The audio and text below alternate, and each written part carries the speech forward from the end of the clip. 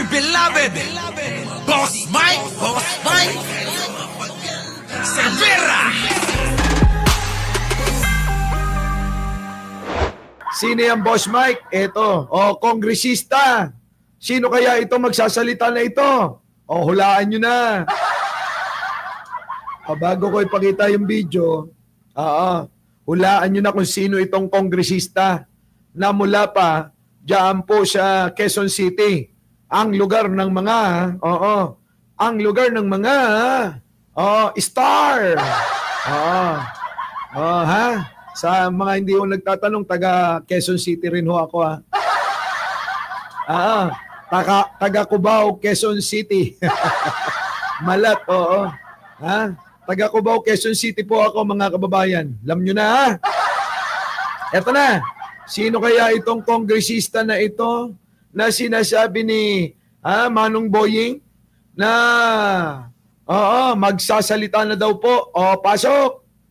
Isang dating kongresista mula sa lungsod ng Quezon ang nagparamdam kay Ombudsman Jesus Crispin Remulla ng kahandaan na mag-tell all o magsiwalat ng lahat ng kanyang nalalaman sa manubalyang flood control projects. Ayon kay Remulla, nakatanggap siya ng tawag mula sa isa niyang kaibigan na nagsilbing tagapamagitan ng naturang kongresista. Ayan na mga kababayan, sino kaya ito? Ako excited na rito. Dating kongresista mula sa Quezon City, handang mag-tell all. Sino kaya dating kongresista? Ang naalala ko lang mga kababayan ng mga dating kongresista dyan, abay si Mike Defensor, dating kongresista dyan. Ano po? Belmonte. Sino pa? Mga kababayan. Sino naiisip nyo? Naku, mga kababayan ko. Naku, huwag niyong idadamay si baka gusto niyong magwala yung mga makaano rito. Hindi ko mabanggit yung pangalan, mga kababayan, nangako ako sino kaya? Hulaan nyo kung sino ito. Delikado na si idol ni Jojo Chavez dito. Wala. Shalani, hindi tumakbo. Dito lang siya, Si Shalani tumakbo, party list. Hindi pala. Oo, si pala yun. Kate Galang, yung tumakbo ng party list. Talo naman. Talo. Ito na. Din ako ng tawag. Kaninang umaga, very early in the morning, isang kaibigan ko, para siyang go-between sa isang congressman from Quezon City. Pumasok dahil Nako! Hihintayin ni Remulla ang mga susunod na hakbang ng dating kongresista pero nagpasabi naman ito na marami siyang ilalahad at meron siyang mga ituturong personalidad na sangkot sa anomalya. Yung involvement. Sino ituro nyo na kasi? Sino kaya mga kababayan ang mga ituturo? Sino kaya ang ituturo? Nako baka naman maituro nyo pa si Joy Belmonte. Baka maituro nyo yung mga dating kongresista tulad nila Vargas. Yung artista ba, di ba? Yung artista. Sino pa? Ang dami mga kongresista, ilang distrito yan Ang daming distrito, no? Ex mo ba, Mike? Sino? Ikaw, iniintriga mo ako. Gusto mo talaga akong malagay sa tiyak na kapahamakan, Laila Collins, biruin mo, nananahimik na yung buhay nung ex ko.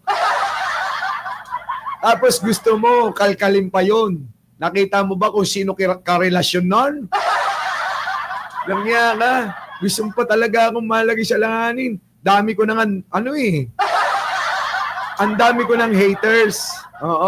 Ang haters ko, yung suporta ni Sara Duterte. Yung mga DDS. Di ba? Meron pang mga pulis, na mga nauuto nila Digong. Tapos, yung mga taga-suporta ni ayokong banggitin. Mababanggit ko na Yon. Di ba? Yan ang sinasabi ko Sige, tuloy. Sa lahat na nangyayari. Tsaka kung paano kalakaran, paano nangyayari lahat yan. Masabihin niya. Sir, magtuturo din to ng iba? Nako! Magtuturo. Nagtuturo. Ano to? Hindi na siya incumbent. Ang tinig ni Yan magtuturo na kasi wala namang mawawala sa kanya. 'Di ba?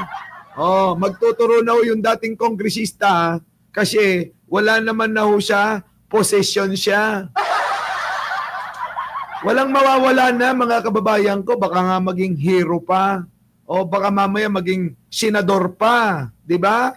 Kapag nagturo, tinuro, sino-sino yung mga sangkot. 'Di ba no? Diskarte ng mga politiko yan, baka akala nyo. Ay ngayon, sino? Mga kababayan, sino? Wali Di ba? Wali. Mga kababayan, turo mo hanggang sa taas. Ituro mo yung pinakapuno. Di ba? Hindi yung mga kababayan, merong mga gumagawa ng mga eksena na kahit ang First Lady dinadamay na. Kakapal ng mga mukha, no? Biruin nyo, idamay nyo si First Lady sa wala namang kinalaman. Ang kakapal ng mga mukha nyo talaga. Oo. Si Bongo yun, no? Si Bongo. Hindi mo na kailangan ituro eh. Yung pangalan mismo nagsasabing siya eh. Diba? CLTG. O, diba? CLTG. Bongo. O, diba? Gusto nyo pa kasi magpakahirapan yung sarili nyo. Ayan na, turo na natin si Bongo. Mamaya talakayin natin yan. Tuloy! Ombudsman Jesus Crispin Remulla. Nauna rito, sinabi ng lokal na pamahalaan ng lungsod ng Quezon na umabot sa 331 ang flood control projects ng DPWH sa lungsod mula 2022 hanggang 2025 pero dalawa lang sa mga ito ang inaprubahan ng lokal na pamahalaan. Alakan, dami-dami tapos dalawa lang ang naprobahan. Oy, 2022 hanggang 2025, sino-sino kayo, mga hinayo pa kayo. Malamang mga kababayan na itong mga ito ay dawit na naman yung idol nyo. 2022 yung pinag-uusapan rito hanggang 2025. So sino kaya? Magtuturoan ba? Kung sino, alin, at kung sino ba talaga ang mastermind. Sino ang utak? Eka nga, mga kababayan. Hindi ako yan. Hindi ako yan. Diba? Hindi ako yan. Maniwala kayo, hindi ako yan. Oo. Baka lang ho, no? Baka ho si Libayan. kung hindi ako, baka siya lang, baka lang naman. Tanong nyo na lang, Tanong nyo na lang. Oo. Diba? Grabe, no? Ito na. Wala na. Yan ho, mga kababayan, Itong dating kongresista ay mahiwaga. Ito daw ay magsasabi ng lahat ng nalalaman niya. Walang itatago, walang reservation. All out, mga kababayan. Tell all. Lahat, mga kababayan, babanggitin. Pati pangalan ng idol ni Jojo Chavez. Yan, alam nyo na,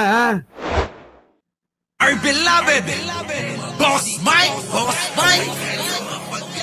Severa.